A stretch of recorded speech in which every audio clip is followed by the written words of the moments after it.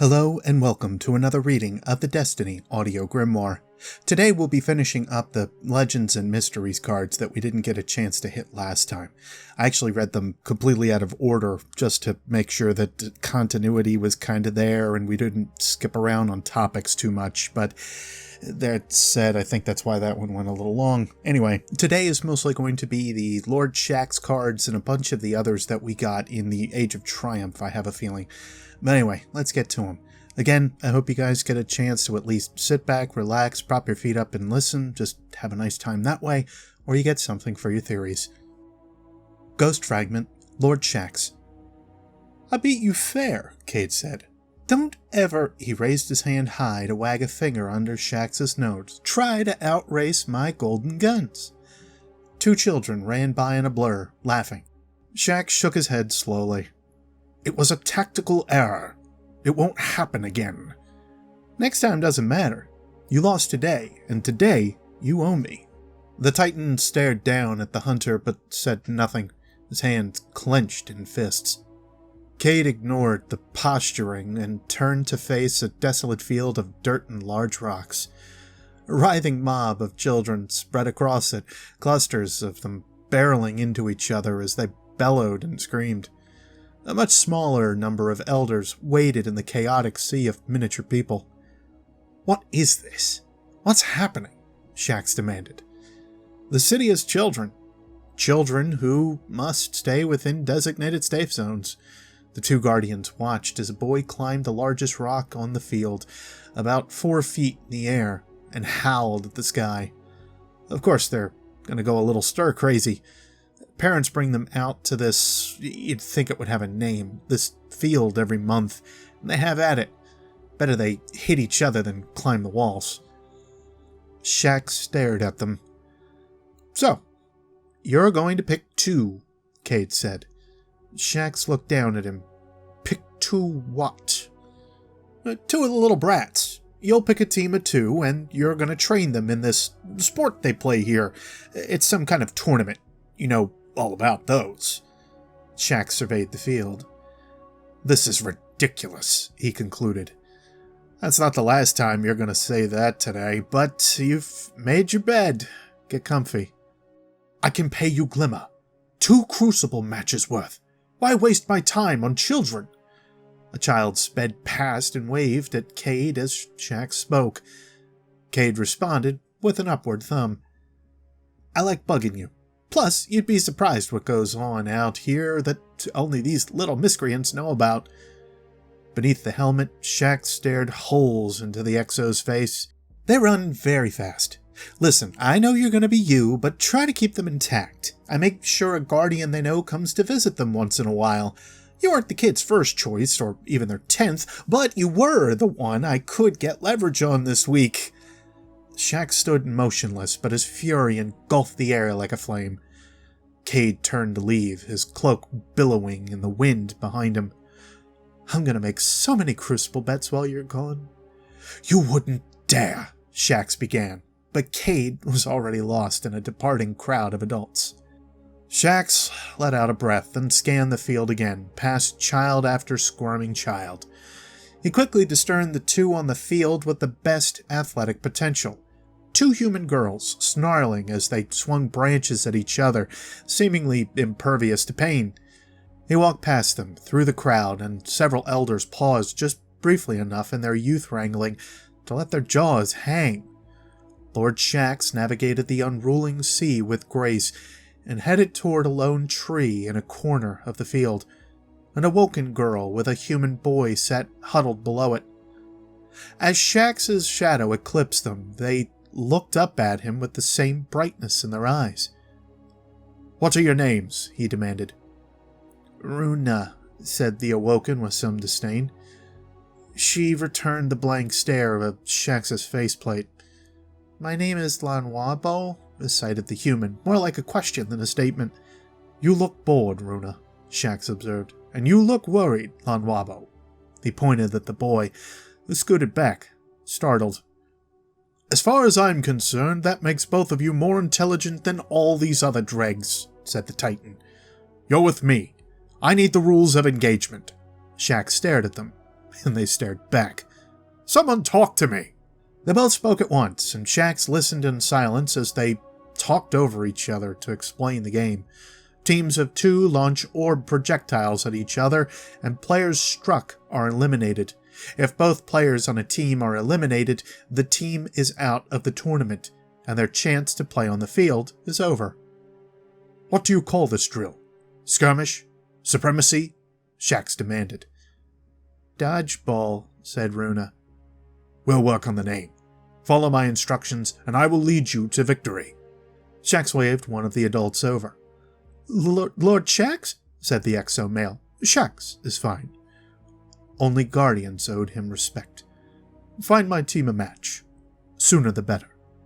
Shaxx brought Lanwabo and Runa to the field and kneeled. His hands engulfed their shoulders like a pair of descending moons. "My friends, should you be killed, others lesser than you will take your place. Don't fight for yourself. Fight for those poor fools." Lanwabo opened his mouth as if to speak, but hiccuped instead. Shaxx turned them both around to face the sun, the other team across the field. He kneeled so low that his face was leveled with theirs. The 3 stared at the opposition. 2 human boys, eyes glaring, fists balled in determination. Their elders stood behind them, her eyes wide as she recognized Lord Shaxx. Runa yawned and rubbed her face, trying to clear the sleep from it. Shaxx whispered to his new charges. "Crush them." Ghost Fragment, Lord Shaxx 2. The morning turned to noon as the sky darkened with dodgeballs and filled with the battle cries of children. When it was over, Lanwabo had tears in his eyes, but he tried his best to stand straight. Runa had a bloody knee and stared wordlessly at the winning team, the 2 snarling girls from earlier in the morning. The girls lifted an unrefined mast of plasteel, a makeshift trophy, over their heads, and they roared. Shaxx stared up at the traveler. It sat buoyed by a mantle of clouds against a blue sky. It didn't seem to notice him. "Tell me what you've learned," Shaxx said to Runa and Lanwabo, his faceplate fixed skyward. They did, and spoke for a continuous 3 minutes. Shaxx nodded slowly. "So you're not mad?" asked Lanwabo. His face brightened. "You've gained more from this than the victors," he replied. The 3 of them looked on as the 2 girls smashed the plasteel cluster into the dirt, and to the horror of all the other children, it shattered. Runa's eyes narrowed ever so slightly, a dodgeball gripped in her hands. Shaxx continued. "Victory is key to survival. You need it. Need to fight for it. But it teaches nothing." "Does that mean, in a way, we won?" asked Lanwabo. "No." Shaxx looked down at him. "No, you were annihilated." "Oh," said Lanwabo. Runa continued to stare at the shattered trophy and the winning team. She slowly turned the dodgeball in her hand. "Let this loss drive you," Shaxx said to both of them. "But the game is over. Your focus should be on what's to come." Lanwabo stared down at his hands.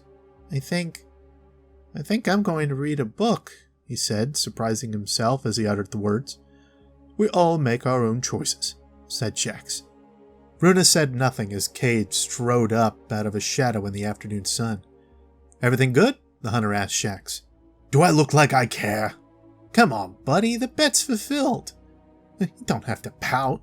Just remember not to challenge a hunter with golden guns." "I can and I will. Rematch. End of day. You're on. I hope you're ready to babysit till the next dawning." Runa's ball struck Cade in the neck, a stealth attack taught to her earlier in the morning. He yelped, more surprised than hurt. "Who did that? Who did that, and how?" the hunter demanded loudly as the ball bounced away. The ball didn't respond. Runa, Lanwabo, and several other children smiled. "Shaxx, what have you been telling them?" Shaxx stared silently down at the exo-hunter until Cade blinked. I found Miss Sparrow," Cade said to deflect. "I can give us a lift back to the tower." As the other children and their elders dispersed, Runa watched Cade's sparrow as it carried the two guardians off towards the gleaming tower in the distance. She gave a tightened salute as they disappeared from view. Ghost Fragment, Fallen 6. Theta 97 Red Delta. High priority message, Commander's Terminal. Eyes only. Twilight Protocol. Recon jobs A, J, and T return to Tower Actual at 0300 local time. No casualties. Light injuries across multiple members of J and T teams. Full debrief to follow. Breaking Mission Top Sheet Protocol, Commander. I want you to understand the scope of what we're looking at here. As the fire teams fanned out across the region, the Devils rushed to meet them. Our forces dealt with some post-Siva pockets of Splicer activity, and every once in a while the Kings popped their heads up and scared the hell out of everyone. In other words, situation absolutely normal. That's a lie. The Fallen are abandoning the Cosmodrome. Hawk flyovers confirm. The House of Devil's forces are simply not there anymore. They've been disorganized for the last few years, but there's never been a shortage of ground troops whenever we staged a significant sortie. Intel source Green Raven was right, and for the moment, it's worth assuming the report on the House of Exiles, House of Winter, and House of Wolves are also accurate. We're fact-checking against independent fireteam reports from the field. The kid all the SRL fans talk about, Marcus, he was in one of the fire teams out at the Cosmodrome. He pulled me aside and said it to me straight. The fallen houses are gone. The siege is broken. The stalemate we've had with the Elixni for 100 years? It's over. We won. Commander, I'm not even sure they're flying the banners anymore. The teams found huge mounds of burnt cloth and armor, ceremonial piles, and several of the most hardcore fallen holdouts. What's changed? Where have the fallen gone? Why have they burned their banners? I'm drawing up a plan to coordinate forces from the Queen's Wrath, Fellwinter Peak, and Warlock Orders, and more non-traditional outfits to follow up on these reports. I believe your wisdom will guide us through the trials ahead. Sloan. Ghost Fragment, the Reef 4. He let his captors drag him through the dirt. His arms ached. 2 hands wrapped around each bicep like iron bands. He slumped, and the toes of his scuffed boots bumped over the stones and left trails in the dust.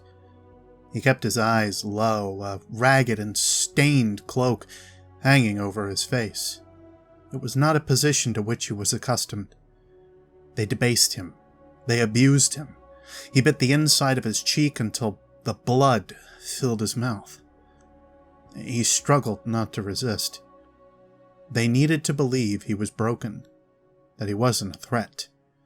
It was the only way they would bring him before their kill. He'd spent weeks weaving the illusion that led the fallen to him. He'd left bits of his trail where they couldn't help but find him. He skulked from planet to planet, Mars, then Venus, then Mercury, then back again, following rumors and whispers. He'd hid from the Guardians, from his own people. He'd let everything they had built fall apart, while those still loyal to him searched every inch of this forsaken system. Now it was time to stop searching and start building. He would need soldiers who answered to him and no one else. Bodies to shape with will and magic and tech to his needs. These would serve. He thought they would take him to a catch, but they were deep underground, not near the Cosmodrome, but it didn't matter. He'd never been particularly concerned with the geography of this blasted world. It was not his home. So he bent his head low and listened to the guttural strings of hisses and clicks issuing from the maw of a would-be king in yellow, a broken ruler of a broken house, and the last of his kind. They were more alike than he cared to admit. When the creature's anger had burned itself out, he raised his head to look at it. He did not need to speak.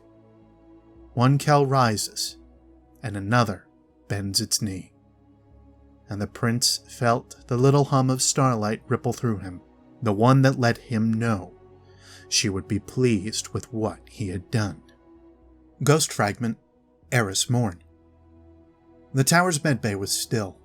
Guardians might operate across the system at all hours, but even in the heart of the last city, there is sometimes quiet.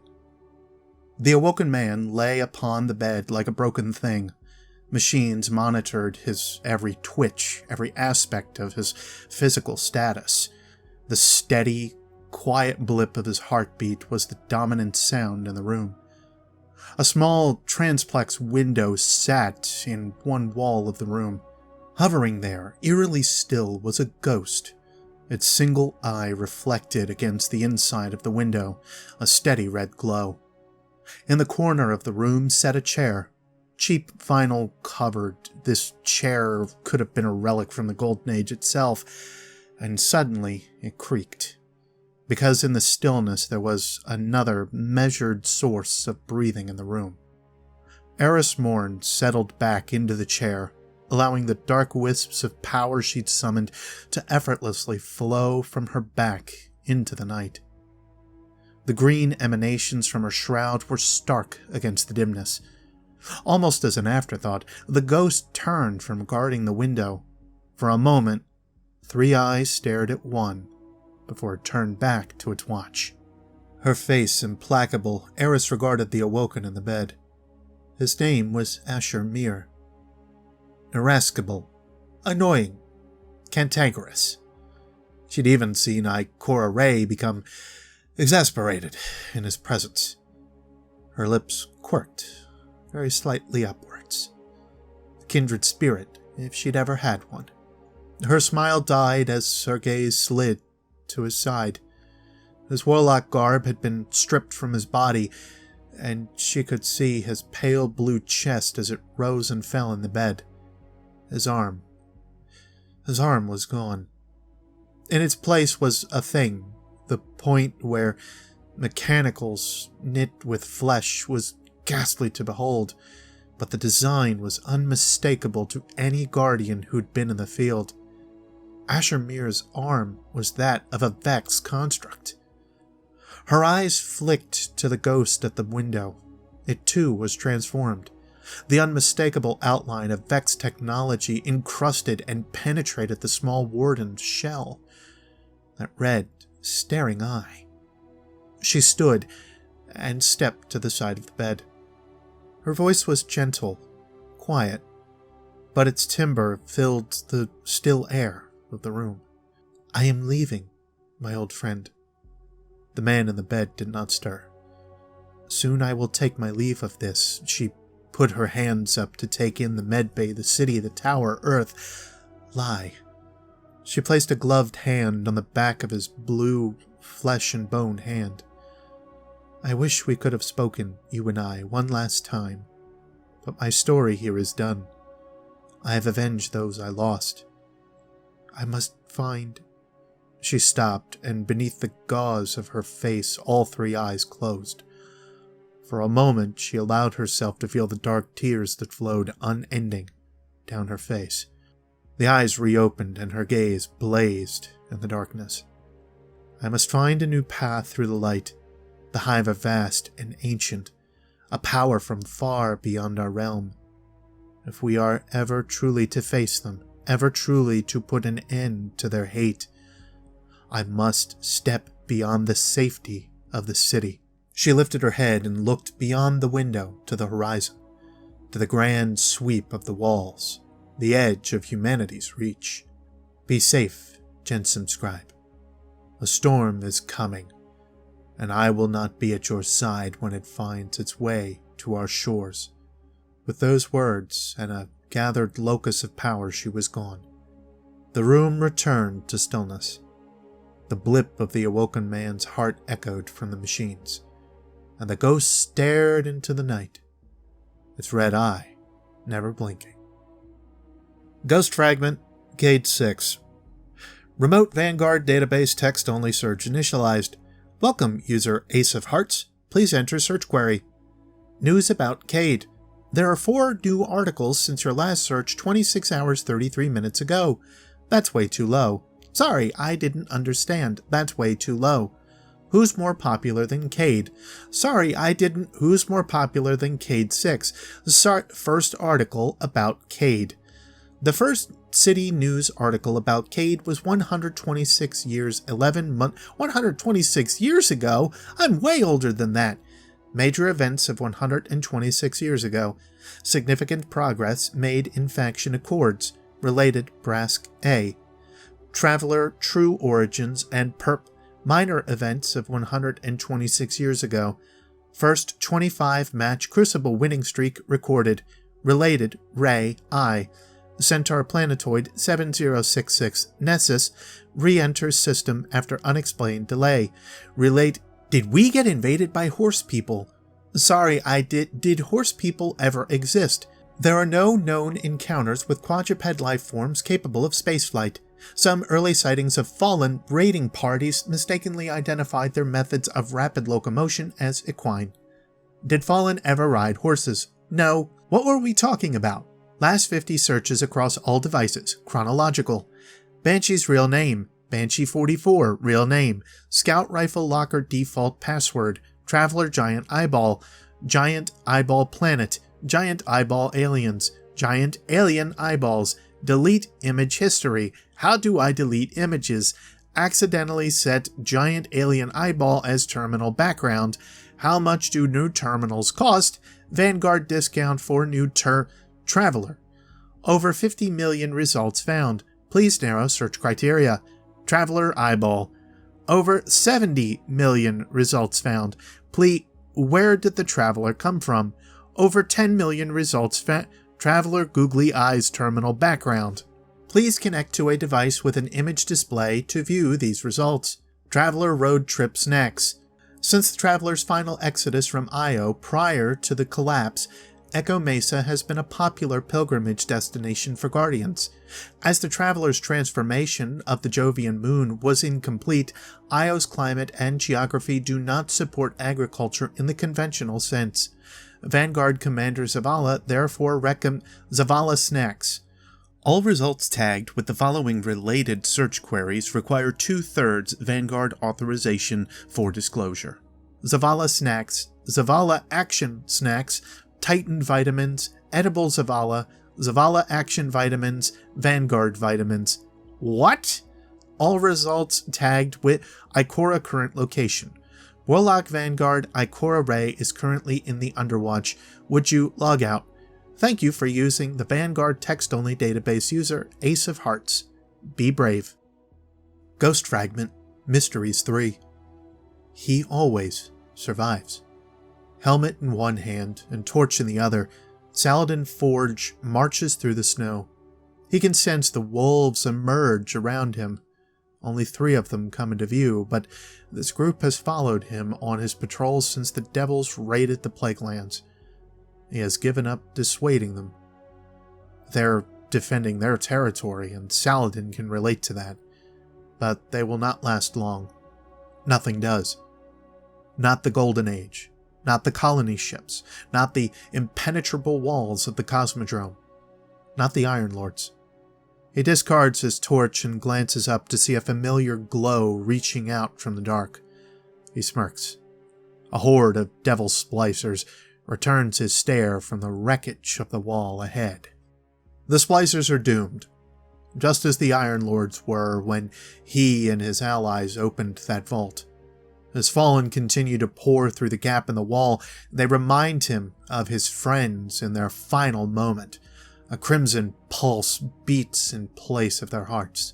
Siva.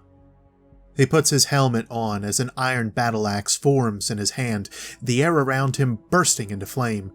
The first wave of dregs approaches. Saladin breaks into a charge, swinging the axe to bear as he smashes into a storm of steel and weapons fire. As his axe bites again and again, Scory's iron song haunts him. He calls upon Radagast's strength, Perun's sense of purpose, Timur's questions, Felwinter's cynicism, Silimar's persistence, Gellion's reasoning, Yulder's smile. He pounds the last Splicer priest like a burning hammer, blasting a crater into the snow and gravel. Frozen dirt rains down on the spent shells and the mounds of Splicer corpses that surround him. The warlocks of the city have described meditation to him. Imagine it feels like this. He always survives when nothing else does. Lord Saladin, what's your status? Calls Shiro 4 through his audio feed. Just taking a walk, he says, staring at the 15-foot divide he broke in the earth. He had to meet Siva again, one last time. I've analyzed the Clovis Bray data.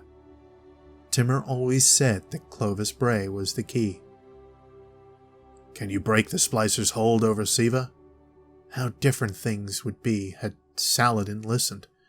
Theoretically, temporarily. Would his friends still live? Would he? It might be enough. Perhaps our guardian has turned the tide. I'll be there shortly. He sees the wolves have formed up around him. 8 of them. He always survives. So this one might be a bit short, but there was also a reason I wanted to end on that card in particular, mostly because of where we're headed next. There's one more very important set of allies that we haven't talked about yet, and they happen to be the Iron Lords. Per usual, and again, I hope you guys got something out of this, that you at least had a chance to just sit back and relax and enjoy yourselves, but if nothing else, to all of you, no matter when or where you are, I'll see you next space time. Take care.